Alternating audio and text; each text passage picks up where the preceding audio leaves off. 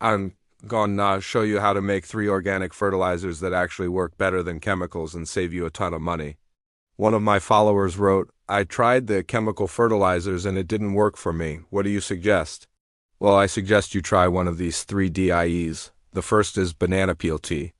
This is great for leafy greens, herbs, and tomatoes. It's super easy. Just take a banana peel, bury it in the soil, water it in, and then in about 2 weeks you'll all see new growth because it's full of potassium. And if you don't have bananas, use coffee grounds or even better, coffee fruit. Yes, you can actually get a fertilizer just from the pulp of the coffee fruit. Just take the skin off, put it in your compost pile, and in 2 weeks you'll have nutrient-rich coffee fertilizer. The second one is my favorite, and it's the worm casting tea.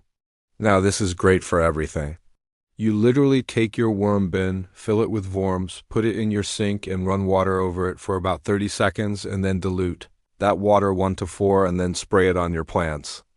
The microbes and the nutrients in here will make your plants grow like crazy. Now the third fertilizer is a little more involved, but the results are spectacular.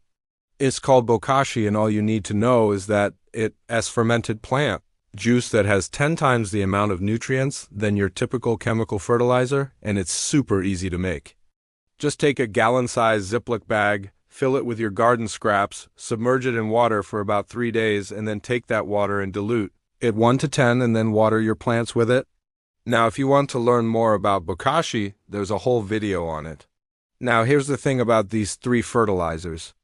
They're not just better for you, they're better for the planet, and they're better for your plants. But there's one more thing that's really important. If you like this video, please hit the like button so it gets shared to more people and save them some money.